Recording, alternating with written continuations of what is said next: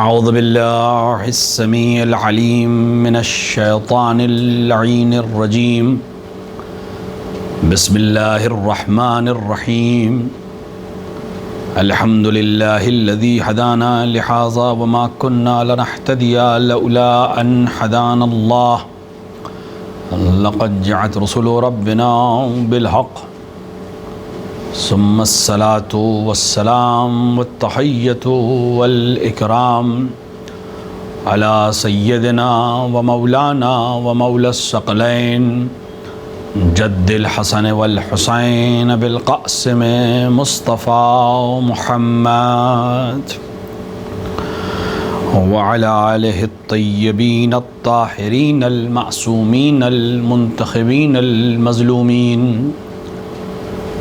لا سیما ابن عمہ غالب على كل غالب مولانا علی بن ابی طالب وعلى صاحب الدعوات النبویة والصولة الحیدریة والعصمة الفاطمیة والحلم الحسنیة والشجاعة الحسینیة والعبادة السجادية والمعاصر الباقرية والعاصار الجعفرية والعلوم الكاظمية والحجج الرضوية والجود التقوية والنقاوة النقوية والحيبة العسكرية والغيبة الإلهية صاحب العصر والزمان إمام الإنس والجان الحجة القائم المنتظر المهدي ولعنة الله على أعدائهم أجمعين من يوم ظلمهم إلى لقاء يوم الدين وبعد يوم الدين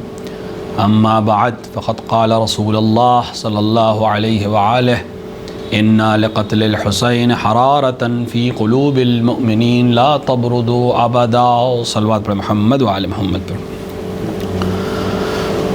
ختمی مرتبت حضرت محمد مصطفیٰ صلی اللہ علیہ وآلہ کی مشہور حدیث جس میں آپ نے ارشاد فرمایا کہ بے شک قتل حسین سے مومنین کے قلب میں ایک ایسی حرارت پیدا ہوگی جو کبھی بھی سرد نہیں ہوگی۔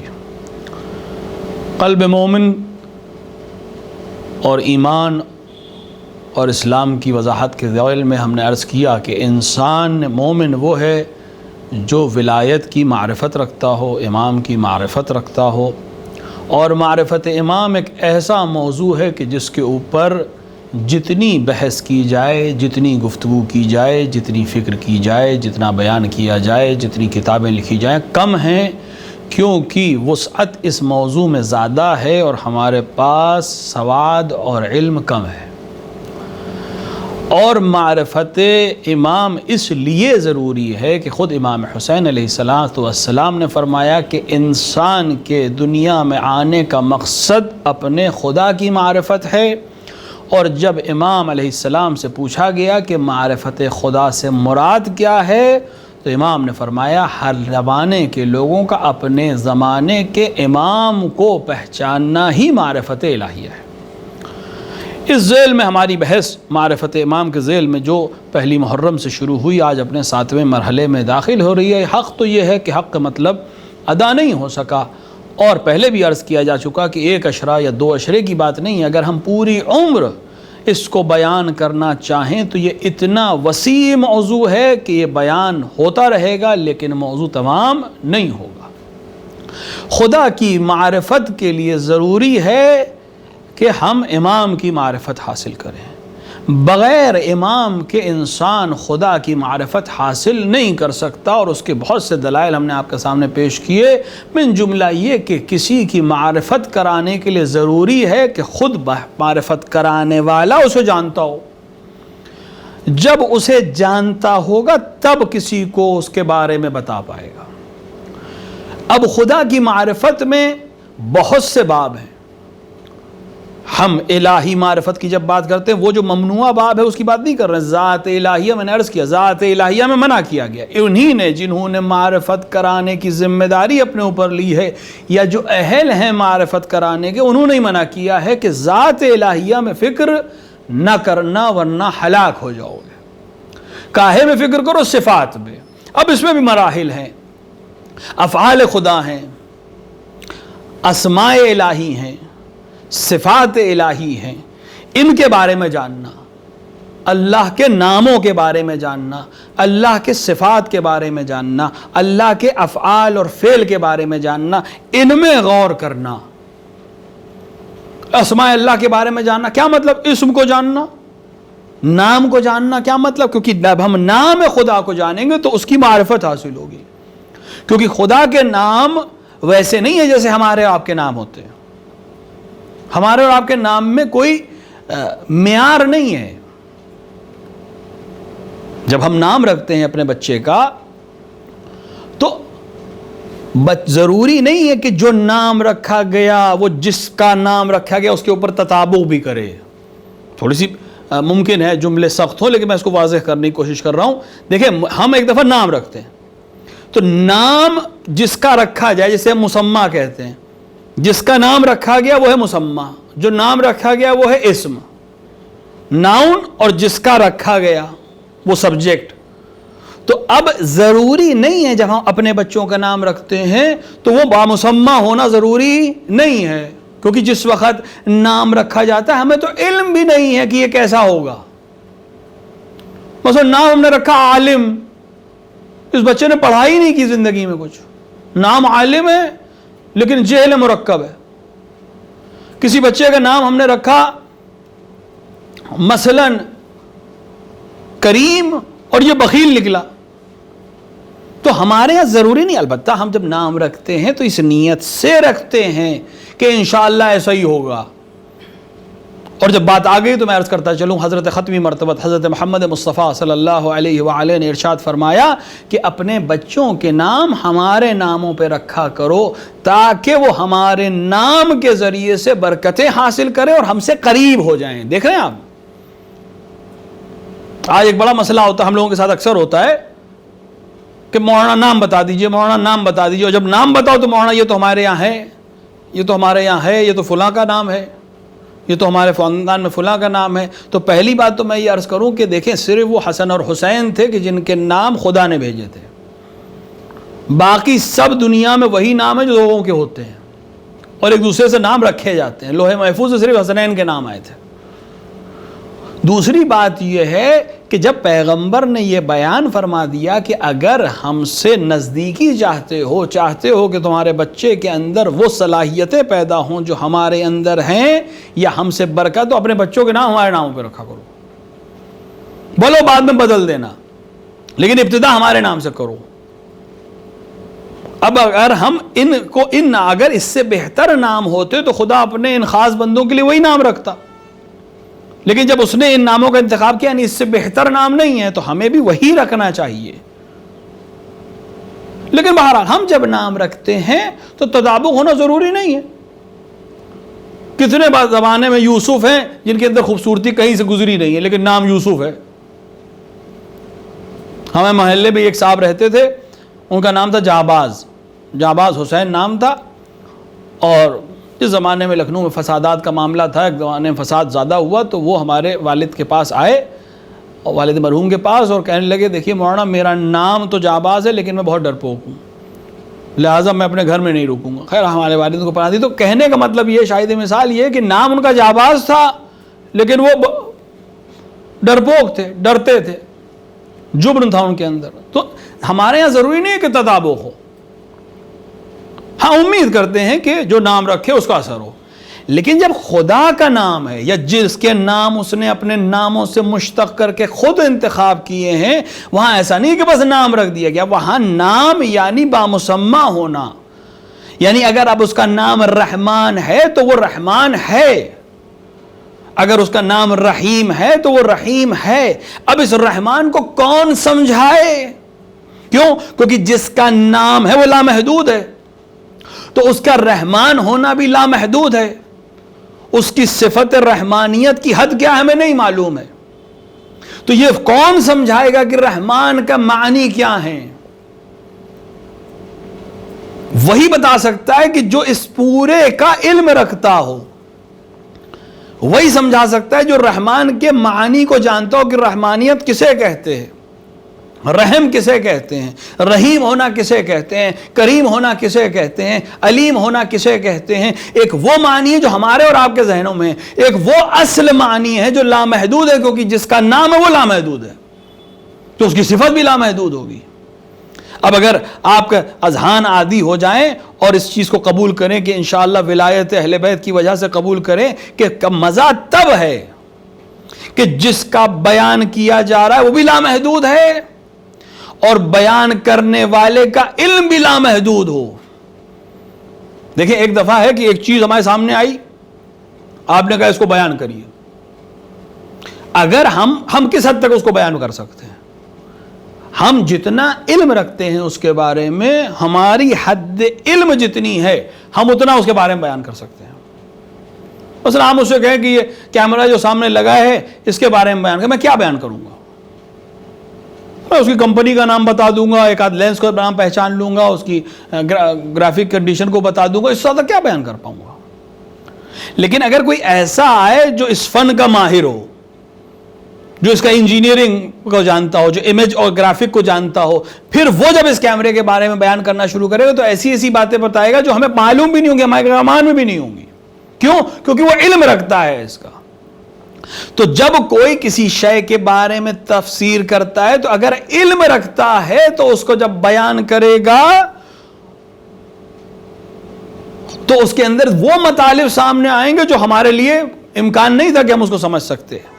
تو اب اگر ایک ذات لامحدود ہے اور اس کی صفت بھی لامحدود ہے, اب اس کو کوئی ایسا بیان کرنے بیٹھے جو خود بھی لامحدود ہو, یعنی اس کے علم کا کوئی حد نہ ہو, تو پھر وہ کیسے بیان کرے گا؟ تو پھر وہ ایسے ہی بیان کرے گا کہ بیان کرتا جائے گا, بیان کرتا جائے گا, بیان کرتا جائے گا, شب تمام ہو جائے گی اور شاگرد ایک بار پوچھے گیا کہ کیا تفسیر ہے سورہ فاتحہ؟ تمام ہو گئی اور جواب دینے والا کہے گا کہ سورہ ہم کی بات کرتے ہو, ابھی تو بسم اللہ کی تفسیر بھی کامل نہیں ہوئی. کیا مطلب ہے کامل نہیں ہوئی؟ کیا ان کے پاس علم نہیں ہے؟ نہیں, ان کے پاس علم ہے, وسعت زمان میں اتنا مجال نہیں ہے, اتنا موقع نہیں ہے کہ یہ تمام چیزوں کو بیان کر سکیں. ان کی طرف سے کبھی نہیں ہے, زمانے میں اتنا وقت نہیں ہے, اتنی وسعت نہیں ہے, کیونکہ جس کی بات ہو رہی ہے وہ زمانے سے پہلے بھی ہے اور زمانے کے بعد ہے, اور جو بات کر رہا ہے وہ بھی زمانے سے پہلے اور زمانے کے بعد تک ہے. کیا حد ہو سکتی ہے ان کی؟ اب جب حد کی ہم بات کرتے ہیں تو یہاں حد کا مطلب اسکیل, پیمانہ, میٹر اور سینٹی میٹر نہیں ہے. ہر چیز کی حد کا ایک موضوع ہوتا ہے, ایک طریقہ ہوتا ہے. ہمارے اور آپ کے سمجھنے کے لیے حدود کو بیان کیا جاتا ہے, اسکیل کو بیان کیا جاتا ہے. ہر چیز کا پیمانہ الگ ہے, ایک پیمانے سے آپ ہر چیز کو نہیں ناپیں گے. دودھ کو آپ میٹر میں نہیں ناپیں گے, لیٹرز میں ناپیں گے. کسی وزن کو آپ کلوز میں یا پاؤنڈز میں جو رائج ہو اس میں ناپیں گے, اس کو پھر میٹر اور سینٹی میٹر میں نہیں ناپیں گے. کسی لمبائی کو آپ کلو میں نہیں ناپیں گے. ہر چیز کا پیمانہ الگ ہے. تو علم کا پیمانہ کیا ہے؟ ان طرح کی چیزوں کا پیمانہ الگ ہوتا ہے, ہر چیز کی حد الگ ہوتی ہے. میں کہوں مٹھاس کا پیمانہ, شیرینی کا پیمانہ کیا ہے؟ آپ کیسے ناپیں گے کسی چیز کی شیرینیت کو؟ اب آپ ایک ذہن میں آپ کے ایک بات آئے گی, آپ کہیں گے شہد, کہ شہد حد ہے شیرینی کی. اب اس سے زیادہ ہماری سمجھ کے باہر ہے کہ ہم اس کو شیرین کہیں. شیرینی کی حد شہد. مثلا ذہن پہ ایک واقعہ آ گیا, اکثر میں بیان کرتا ہوں اس کو, اہل ولا کی مجلس ہے اور محفل ہے اور مجمع ہے تو اس کو بیان کیا جا سکتا ہے. اس واقعے کو جوش ملی آبادی نے بھی لکھا اور اس کو نقل کیا ہے جوش ملی آبادی نے اپنی کتاب میں, اور دیگر بعض کی طرف بھی اشارہ کیا, ابوالکلام آزاد کی طرف بھی, کہ ان سے ظاہراً گفتگو کے دوران یہ واقعہ بیان کیا کہ شیراز سے ایک انسان, ایک شخص ہندوستان آیا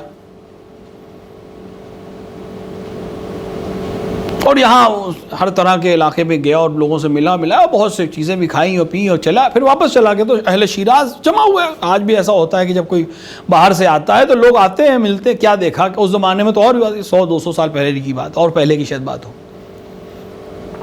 اب اس نے بیان کرنا شروع کیا, ہندوستان ایسا اور ہندوستان ایسا, اور ایسی نہریں اور ایسے پھول اور ایسے باغات اور ایسے پھل. اور پھر جب اس نے پھلوں کا بیان کرنا شروع کیا تو اس نے کہا ہاں وہاں میں نے ایک پھل کھایا تھا.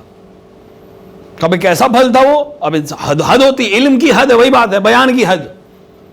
کسی پھل کے بارے میں کسی ایسے انسان کو کیسے بتائے جس نے وہ پھل نہ دے؟ اس نے آم کھایا تھا ہندوستان میں. ایران میں آم نہیں ہوتا، آج بھی نہیں ہوتا. باہر سے آپ ظاہر سے بات ہے وسائل فراہم ہو گئے، باہر سے آ جاتا ہے، لیکن ہوتا نہیں ہے اس ملک میں آم. اب اس نے کہا میں نے وہاں ایک پھل کھایا تھا، کیسا تھا، اس کا مزہ کیسا تھا. اب وہ مزہ بیان کرنا چاہ رہا ہے. بھائی میں نے کہا نا کیسے حد بیان ہوگی؟ کیا خربوزے کی طرح؟ اب جو پھل ان کے دیکھے ہوئے تھے اس کی بات کر رہے تھے، وہ خربوزے کی طرح تھا نہیں، خربوزے کی طرح نہیں تھا، تربوز کی طرح تھا نہیں، انگور کی طرح تھا نہیں. جو پھل ان کے ذہن میں تھے یا جس کو وہ چکھ چکے تھے اس سے وہ اس کا مزے کا مقایسہ کرنے کی کوشش کر رہے تھے اور وہ انکار کیے جا رہا تھا. اب اس کو جن لوگوں نے آم کھایا وہ اس کو محسوس کریں گے، اگر اہل ولا ہیں تو زیادہ محسوس کریں گے. اور اس نے بتاتا رہا، آخر اس نے کہا جب تھک گئے کہ پھر آخر اس کا مزہ کیسا تھا، تو اس نے ولایت میں ڈوب کر ایک جملہ کہا کہ بس اتنا سمجھ لو وہ اتنا شیرین تھا اور اس کا مٹھاس ایسی تھی اور اس کا مزہ ایسا تھا کہ جب میں اسے کھا رہا تھا تو مجھے لگ رہا تھا امیر المؤمنین میرے گلے میں ہے. یعنی وہ چاشنی کی آخری حد جو اس کے ذہن میں آئی وہ ذات مبارک ہے امیر المؤمنین اس کے ذہن میں آئی. اب یہ معرفت ہے. کسی کے لیے شہد شیرین ہے، کسی کے لیے ذات امیر المؤمنین شیرین ہے. تو حد نہیں ہے ان چیزوں کی. علم کی حد کیا ہے؟ علم کو کیسے ناپیں گے؟ علم کی ایک حد ہے جہل. علم کی حد ہے جہل. جہاں پر علم تمام ہے وہاں جہل شروع ہو جائے گا. جہاں سے جہل کی وادی شروع ہوگی علم ختم ہو جائے گا. اب اگر کوئی ذات ایسی آ جائے، کیونکہ علم میں پہلے بھی بیان کر چکا، کوئی کہے کہ میں عالم ہوں تو اس کا حد علم وہاں ختم ہو جائے گا جہاں سے جہل شروع ہے. مثال کے طور پر سائنس کا عالم دین ہے، میتھس کے بارے میں نہیں جانتا، تو اس کا حد علم سائنس پہ ختم ہوا اور اس کا جہل شروع ہو گیا. ایک چیز کو جانتا ہے، ہزاروں چیزوں کو نہیں جانتا. تو حد علم ہے جہل، جہاں علم تمام جہل شروع. اور اگر کوئی ذات آ کر یہ کہہ دے کہ میں جاہل نہیں ہوں تو پھر اس کا مطلب یہ کہ اس کے علم کی اب کوئی حد نہیں ہے، کیونکہ جو حد تھی اسی سے نفی کر دی گئی ہے. اب کوئی بھی چیز اس کے سامنے آ جائے وہ جواب دینے کو تیار ہے، کیونکہ ہر چیز کا علم رکھتا ہے. جہل کا گزر ہی نہیں ہے. ہر چیز میں یہ افراد ایسے ہیں. ہم بات امیر المومنین کی کرتے ہیں لیکن مراد چہاردہ معصومین ہوتے ہیں. کوئی فرق نہیں ہے ان میں آپس میں، یہ ایک ہیں. ہر صفت میں ایک ہیں، ہر کمال میں ایک ہیں، ہر جمال میں ایک ہیں. بالکل برابر ہیں ان تمام چیزوں میں، کیونکہ یہ تمام صفات الہیہ کا مظہر ہے اس دنیا میں. ان کو دیکھ کر اس کے جمال کو سمجھا جا سکتا ہے، ان کو دیکھ کر اس کے کمال کو سمجھا جا سکتا ہے، ان کو دیکھ کر اس کے علم کو سمجھا جا سکتا ہے، ان کو دیکھ کے اس کے لامحدود ہونے کو سمجھا جا سکتا ہے. یہ جب ان کی کوئی حد نہیں ہے. فرق کیا ہے؟ بس اتنا سمجھ لیں، یہ بہت اہم مسئلہ ہے. بس ایک حد ہے، ان کے تمام کمالات کی بس ایک حد ہے.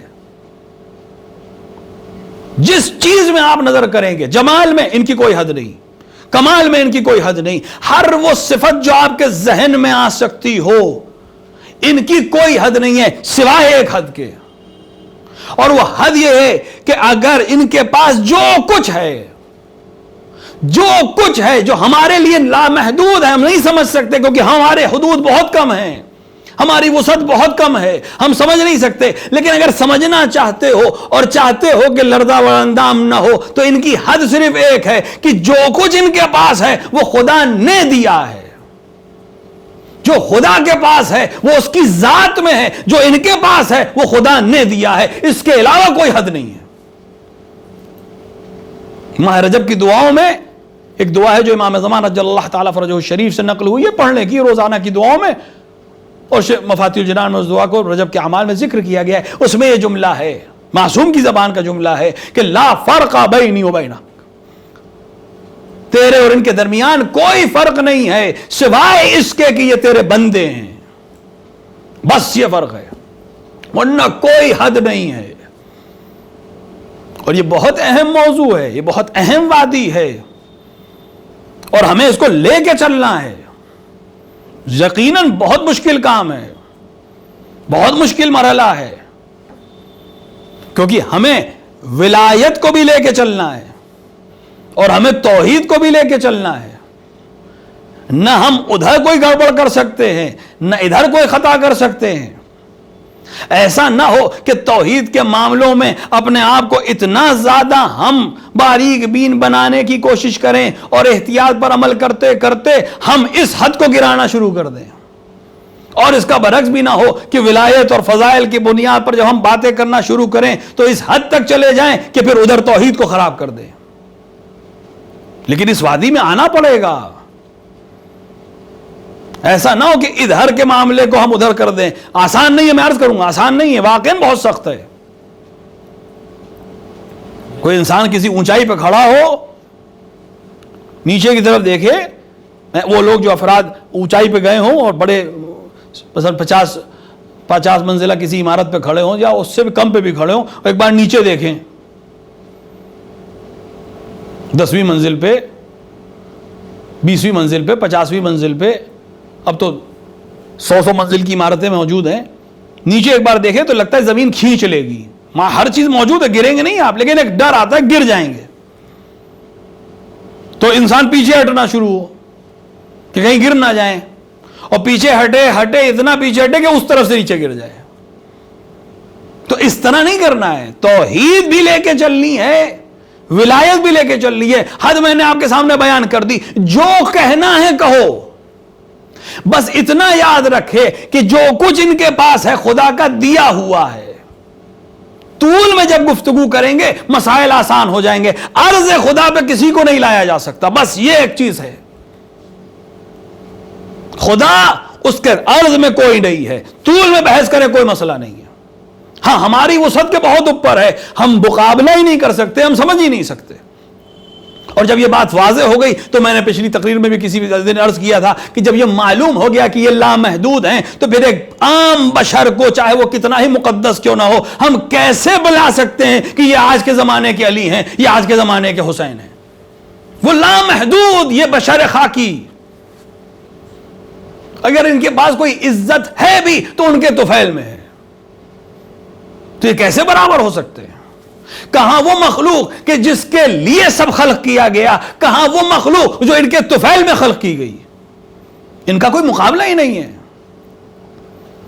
ان کی کوئی حد نہیں ہے. علم واقعاً تعجب کی بات تھی، ہمارے جیسوں کے لیے واقعاً تعجب کی بات تھی.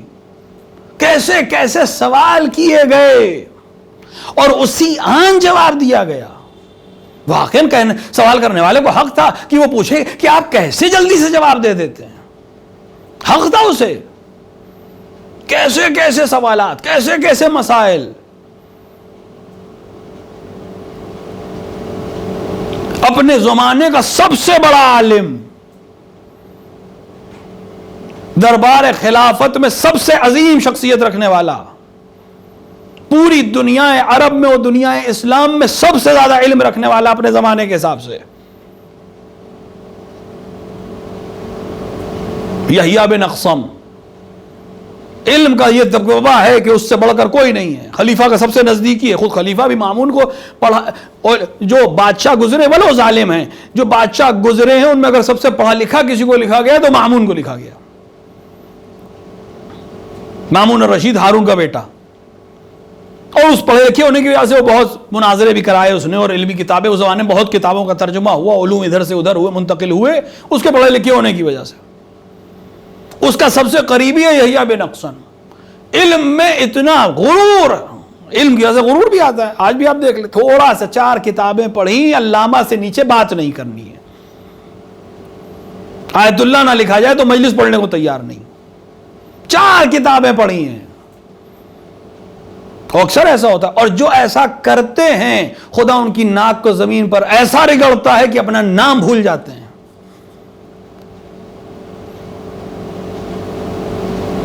یحییٰ بن اقسم سامنے ایک 9 برس کا بچہ ہے، اور وہ اپنے غرور میں، علم کے غرور میں بیٹھا ہوا کہتا ہے کہ سوال آپ کریں گے کہ میں کروں. ابھی بھی غرور ہے، علم کا غرور ہے. آپ پوچھیں گے کہ میں پوچھوں، کیا جواب دیا؟ جو پوچھنا ہے پوچھو، جو پوچھنا ہے پوچھو۔ یہ لہجہ کچھ آشنا لگا آپ کو؟ یہ جملہ، یہ تیور، یہ لہجہ اس خاندان کے علاوہ کسی کو راس نہیں آیا۔ جس نے یہ دعویٰ کیا جو پوچھنا ہے پوچھو، اس کو خدا نے زمین پر رگڑ دیا۔ مگر اس خاندان نے جب چاہا اپنے علم کا شعرا نپوایا اور لوگوں نے اعتراف کیا۔ وہاں دادا نے کہا تھا سلونی سلونی، یہاں 9 برس کا پوتا کہہ رہا ہے جو پوچھنا ہے پوچھو۔ ظاہر سی بات ہے اس طرح کا جواب ملا تو وہ اتنا بڑا عالم اپنے بڑھاپے میں، یہ بچپنا وہ بڑھاپا، وہ علم میں ڈوبا ہوا، نشے میں، اس نے اپنے علم کے لحاظ سے فقہ کے باب کا سب سے سخت سوال پوچھنے کی کوشش کی۔ جو لوگ علوم اہل بیت سے آشنا ہیں، فقہ سے آشنا ہیں، وہ جانتے ہیں کہ فقہ میں ہمارے استاد، خدا ان کو غریق رحمت کرے، ابھی اسی سال ان کا انتقال ہوا، ان سے فقہ پڑھی تھی ہم نے، جو بہت سخت کتاب مانی جاتی ہے وہ حج ہے۔ اور خود امام کی بھی روایت ہے کہ حج میں ہزار مسائل ہیں، کیونکہ حج آج سے نہیں ہے، جناب آدم کے زمانے سے، اور اس کے اندر مسائل ہیں۔ تو حج ایک ایسی چیز ہے کہ استاد کہا کرتے تھے کہ یہ تبھی سمجھ میں آئے گا جب کرو گے جا کے۔ الحمدللہ توفیق حاصل ہوئی، بہت سے مسائل آسان ہو گئے، کیونکہ جب کر لیا تو آسان ہو گئے، لیکن اس کے باوجود بھی ہر دن نئے مسائل آتے ہیں۔ تو حج کا موضوع بہت سخت ہے، اس میں حج میں شکار اور سخت موضوع ہو گیا۔ تو اس نے اپنے حساب سے سب سے سخت ترین باب کا سب سے سخت ترین سوال پوچھا کہ یہ بتائیے کہ اگر کوئی انسان حج پر جائے اور شکار کر لے تو اس کا کیا حکم ہے؟ اپنے حساب سے اپنے تمام علم کو، اپنی پوری عمر کی زندگی کی تجربے کو اس نے سمیٹ کر سخت ترین سوال پوچھا تھا۔ امام نے فرمایا تمہارا سوال ناقص ہے، اور پھر امام نے 11 شقیں اس میں بیان کی کہ جب اس نے شکار کیا تو وہ احرام کی حالت میں تھا کہ نہیں تھا، حرم میں شکار کیا یا حدود حرم کے باہر شکار کیا، جس جانور کا شکار کیا وہ کیسا جانور تھا، ضرورت کے لیے شکار کیا یا شوق کے لیے شکار کیا۔ 11 شقیں۔ اب تو مبہوت تھا وہ کہ اس کی خود سمجھ کے باہر تھا، یہ سب سے بڑا عالم اپنی زمانے کا، اور ایک 9 برس کا بچہ اس کے سامنے سوالات کی بھی تشریح کر رہا تھا اور اس کا چہرہ فخر تھا۔ جب اس نے مبہوت ہو کر امام کی طرف دیکھا کہ اتنا تو میرے ذہن میں ہی نہیں آیا، تو اس پہ مامون نے کہا کہ جب آپ نے سوال کر لیا تو آپ ان کے جواب بھی دے دیجئے، اور امام نے ان 11 شیخوں کو بیان کیا۔ آج کے فقہا کی نظر میں ان 11 شیخوں میں 4000 مسائل کا جواب ہے۔ 4000 مسائل حج کا جواب اس 11 شیخوں میں ہے جو امام نے یحییٰ بن اخصم کے سامنے بیان کیا کہ اگر ایسا ہو تو یہ حکم ہے، اگر یہ حالت ہو تو یہ حکم ہے۔ 4000 مسائل۔ کیا مقابلہ ہے ان کے علم کا؟ ان کے علم کی کیا حد ہوگی؟ کون بیان کر سکتا ہے ان کے حدود کو؟ یہ لامحدود ہیں۔ ہاں، ان کی معرفت ہمیں حاصل کرنی ہے تاکہ اس لامحدود خالق کی معرفت حاصل ہو جائے۔ بس ہمیں ایک چیز کا خیال رکھنا ہے کہ یہ اس کے دیے ہوئے علم کے مالک ہیں اور وہ اپنے ذاتی علم کا مالک ہے، اس کے علاوہ کوئی فرق نہیں ہے، کوئی فرق نہیں ہے ان میں اور خالق میں، فوائد اس کے کہ وہ خالق ہے، یہ مخلوق ہے۔ البتہ مخلوق کہنے کا یہ مطلب نہیں کہ باقی مخلوقات ان کے بغل میں آ کے بیٹھ جائیں گی، کوئی ان کا ہمسانی نہیں ہے، نہ ملک نہ بشر، بلکہ جرت سے کہہ رہا ہوں انبیاء میں کسی میں جرت نہیں ہے کہ ان کے مقابلے میں آ کے کھڑے ہو جائیں۔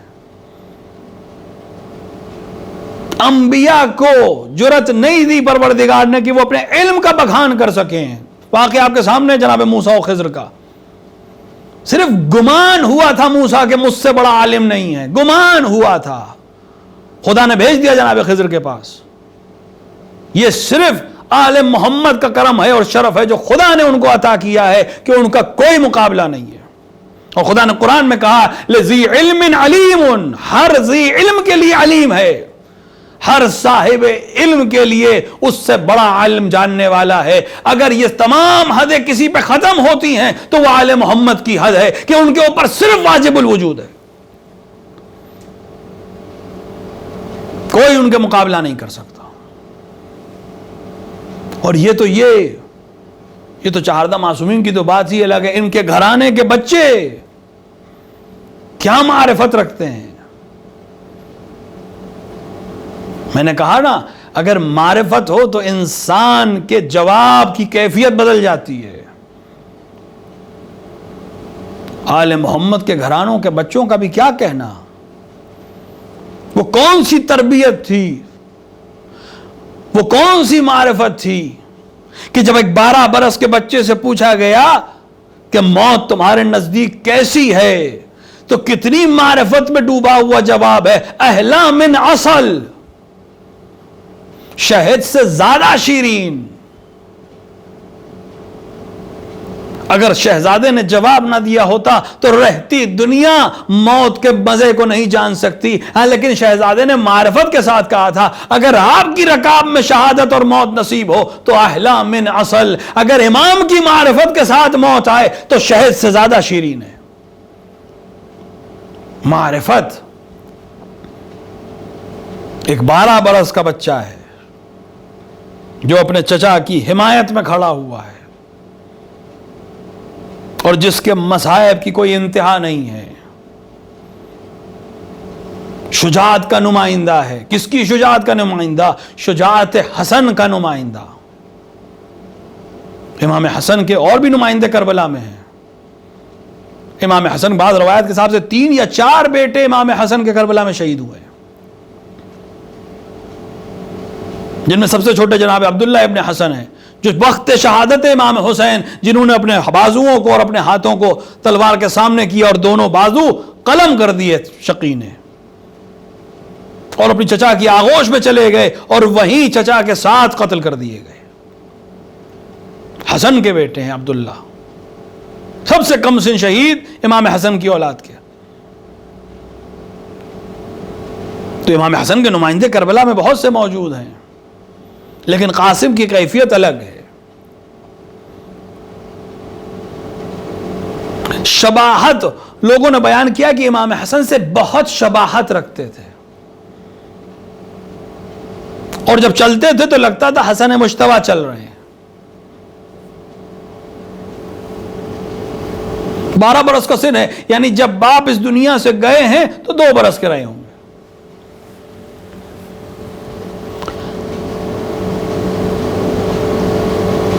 خوبصورتی, حسن و جمال. دشمن کا راوی لکھتا ہے کہ میں نے روز عاشوراء حسین کے خیمے سے ایک قمر کو نکلتے ہوئے دیکھا جو شام کی وادی میں اور شام کے اندھیروں میں ڈوب گیا. جو دشمن کی نظر میں قمر ہے وہ ماں کی نظر میں کیا ہوگا.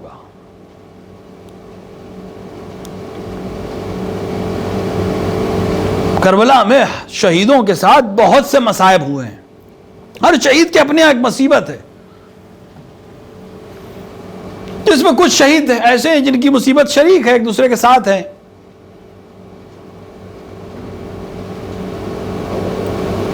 اور کچھ ایسے ہیں جو انفرادی ہیں, منفرد ہیں, یعنی اس طرح کی مصیبت کسی پہ نہیں پڑی. جناب قاسم کی مصیبت بھی کچھ اسی طرح کی ہے. حق مصائب کا ادا نہیں ہو سکتا.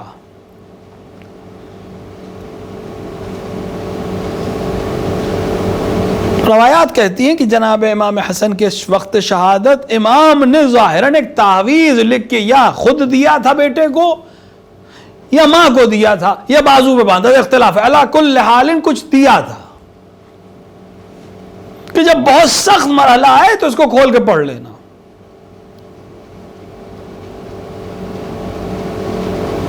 حسین اپنے کاروان کے ساتھ کربلا پہنچ چکے ہیں.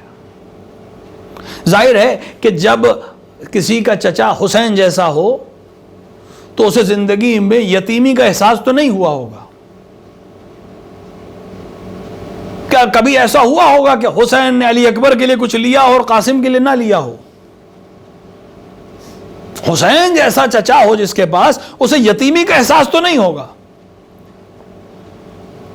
ظاہر ہے پھر چچا کے ساتھ ہے یہ بچہ، اور امام کی معرفت بھی رکھتا ہے کہ امام بھی ہے، میرا چچا بھی ہے اور میرا امام بھی ہے، لہذا نصرت امام کے لیے تیار ہے. اور شب عاشور جب محضر نامہ شہادت پڑھا جانے لگا اور سب کے نام لیے جانے لگے تو یہ جوان ہاشمی بار بار اٹھ کے سننے کی کوشش کرتا تھا کہ میرا نام اب آئے گا، میرا نام اب آئے گا، میرا نام اب آئے گا، یہاں تک کہ امام نے دفتر بند کر دیا اور شہزادے کو اپنا نام سنا ہی نہیں دیا. ایک بار آگے بڑھ کر پوچھا، چچا کیا میرا نام شہداء میں نہیں ہے؟ تو امام نے جواب دیا، بیٹا تمہارے نزدیک موت کیسی ہے؟ امام نے کیوں یہ سوال کیا؟ شاید امام یہ بتانا چاہتے تھے دنیا کو کہ دنیا قاسم کی شہادت کو ایسا نہ سمجھ لے کہ چچا کے ساتھ بھتیجا آیا تھا شہید ہو گیا. نہیں، معرفت قاسم کو دنیا کے سامنے لانا چاہتے تھے، پوچھ کر بتانا چاہتے تھے کہ یہ جوان ایسے ہی شہید نہیں ہو گیا، معرفت کے ساتھ اپنے امام کی نصرت کرتے ہوئے شہید ہوا. کہا میں محترم اگر آپ کی نصرت میں ہو تو احلا من عسل. امام نے ایک بار لبوں کو چوب کر فرمایا، تمہارا نام بھی ہے اور تمہارے بھائی علی اصغر کا نام بھی ہے.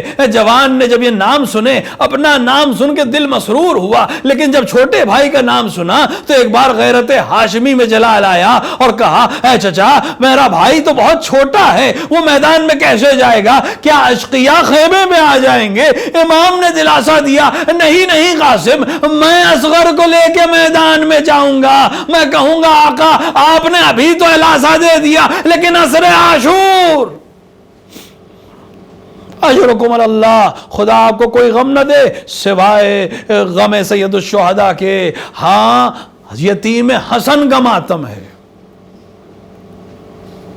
صبح عاشور نمودار ہوئی، اصحاب حسینی نے قربانی کی داستان کو لکھنا شروع کیا اور ایک ایک سپاہی اپنے آقا اور مولا پر نثار ہوتا چلا گیا، یہاں تک کہ تمام انصار شراب شہادت کو نوش کر چکے. اب حسین کے جگر کے ٹکڑوں کی باری ہے، کبھی کوئی جاتا ہے، کبھی اولاد عقیل جاتی ہے، کبھی اولاد جعفر جاتی ہے، یہاں تک کہ تاریخ نے لکھا کہ شہزادہ بار بار چچا کے نزدیک آتا ہے، چچا مجھے مرنے کی اجازت دے، چچا مجھے وغا کی اجازت دے، چچا مجھے جانے کی اجازت دے، اور حسین بار بار اپنے بھتیجے کو منع کر دیتے ہیں. یہاں تک کہ بھتیجا تھک کر پشت خیمہ پر بیٹھ گیا اور گریہ کرتے کرتے فکر کے عالم میں چلا گیا، اور ایک فکر کے عالم میں جب ڈوب گیا تو ایک خیال آیا کہ بابا نے ایک تعویذ باندھا تھا. اب وہ تعویذ ایک بار کھولا ہے اور تحریر کو دیکھا، بابا کی تحریر آنکھوں کے سامنے آئی. قاسم جب یہ خط تم کھولو گے تو کربلا کے میدان میں میرا حسین اکیلا ہوگا، اگر میں زندہ ہوتا تو میں اس کی نصرت کرتا. دیکھو قاسم میری نمائندگی میں تمہیں حسین کی نصرت کرنی ہے، ایسا نہ ہو کہ تم زندہ رہ جاؤ اور میرا بھائی قتل کر دیا جائے. ہاں قاسم نے نامے کو لیا، ایک بار حسین کے سامنے آئے، تحریر کو پیش کر دیا. بھائی کی تحریر بھائی کی آنکھوں کے سامنے آئی، تمام مناظر آ گئے ہوں گے. ہاں یہاں تو صرف زبان حال ہے. ہاں حسن کا بچپنا، حسین کا ساتھ، کبھی نانا پر سواری کرنا، کبھی باہوں میں باہیں ڈال کر مدینے میں چلنا، کبھی ماں کے آغوش میں بیٹھنا، کبھی علی کے ساتھ چلنا. اور وہ منظر بھی یاد آیا ہوگا کہ جب تشت میں جگر کے ٹکڑے دیکھے تھے. ہاں حسن کا جنازہ یاد آیا ہوگا، تمام مناظر آ گئے ہوں گے. اور بھائی کی تحریر کو آنکھ سے لگایا، ایک بار سر سے پیر تک اپنے بھتیجے کو دیکھا. ہاں لگا ہوگا حسن سامنے کھڑے ہوئے ہیں. اجرکم اللہ. ہاں حسن کے شہزادے کو اجازت مل گئی ہے، اجازت تو مل گئی ہے. ہاں رکاب تیار بھی کر دیا گیا ہے، لیکن روایت کہتی ہے کہ جب شہزادے کو جنگ کے لیے آراستہ کیا گیا اور زرہ پہنانے کی بات آئی تو زرہ میں کوئی زرہ اس لائق نہیں تھی جو اس بدن کے اوپر آ سکے. ایک بار امام نے فرمایا تم حیدر کرار کے پوتے ہو، تمہیں تمہیں ذرا کی کوئی ضرورت نہیں ہے۔ اور اس کے بعد امام نے حسن مجتبیٰ کا ماما سر پر باندھا اور بھائی کی تلوار کمر میں حمایل کی، اور اس کے بعد خود اپنی آغوش میں لے کر قاسم کو گھوڑے پر سوار کیا۔ ہاں پیر رکابوں تک نہیں پہنچ رہے تھے، لہٰذا کسی طرح ان رکابوں کو چھوٹا کر کے جناب قاسم کے لائق کیا گیا۔ اب قاسم روانہ ہونا چاہتے تھے، ایک کام امام حسین نے آگے بڑھ کر اور فرمایا، گریبان کو چاک کر دیا، کیونکہ عرب میں گریبان کا چاک ہونا یتیمی کی علامت تھی کہ لوگوں کو اگر کم سنی پر رحم نہ آئے تو یتیمی پر رحم آئے۔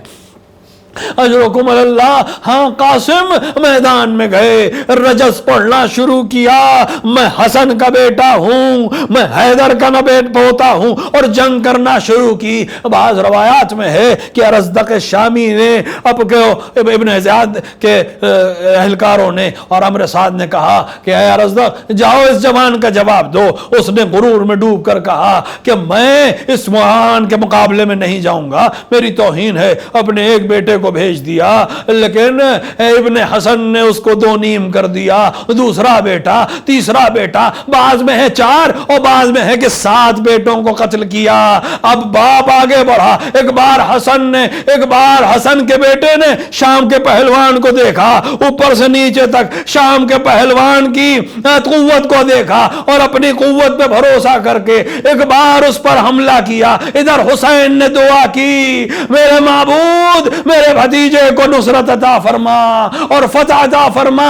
حسن کے بیٹے نے یہ میدان بھی سر کر لیا، فوجوں میں کھلبلی مچ گئی، آخر کون ہے جو اس طرح سے جنگ کر رہا ہے؟ اور پھر وہی پرانا طریقہ اپنایا گیا، سب نے مل کر حملہ کیا۔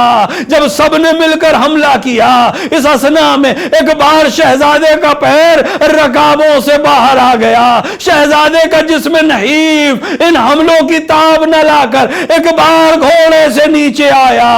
ادھر امام کو آواز دی، یا عمہ ادرکنی، اے چچا میری مدد کے لیے آئیے۔ یہ آواز سننی تھی۔ حسین آگے بڑھے، ابو الفضل العباس آگے بڑھے، فوجوں نے حسین کو آتے دیکھا، ایک بار گھبرا کر فوجوں نے دوڑنا شروع کیا۔ ایک شہزادہ گھوڑوں کی ٹاپوں کے درمیان آوازیں آ رہی تھی، یا عمہ، یا عمہ ادرکنا، یا عمہ۔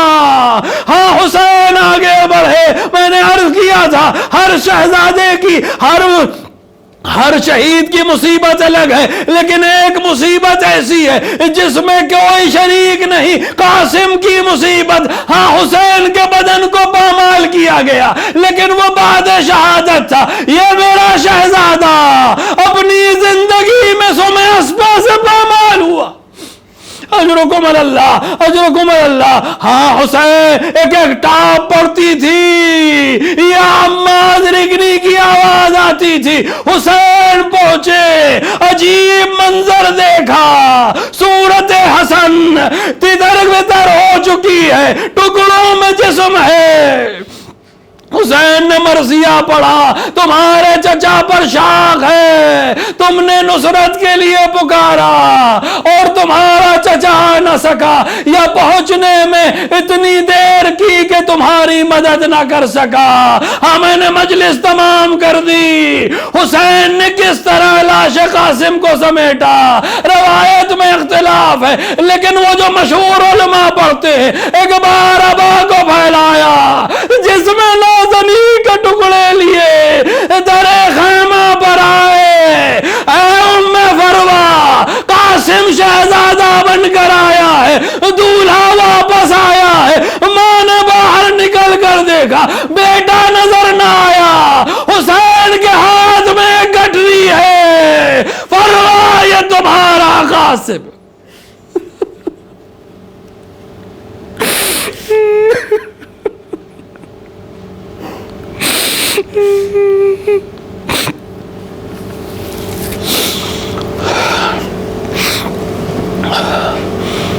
وَسَيَعْلَمُ الَّذِينَ ظَلَمُوا أَيَّ مُنْقَلِبٍ يَنْقَلِبُونَ إِنَّا لِلَّهِ وَإِنَّا إِلَيْهِ رَاجِعُونَ رضاً بِقَضَائِهِ وَتَسْلِيمًا لِعَمْرِهِ۔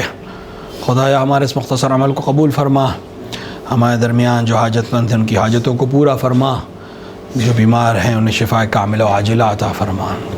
خدایا بحق قاسم ابن حسن، بحق حسن مظلوم، بحق شہداء کربلا، بحق حسین، بحق زینب کبریٰ منتقم کربلا کے ظہور میں تعجیل فرما۔ اندر ظہور اپنے امام کو پہچاننے، ان کی نصرت کرنے کی توفیق عطا فرما۔ ربنا تقبل منا انک انت السمیع الدعاء۔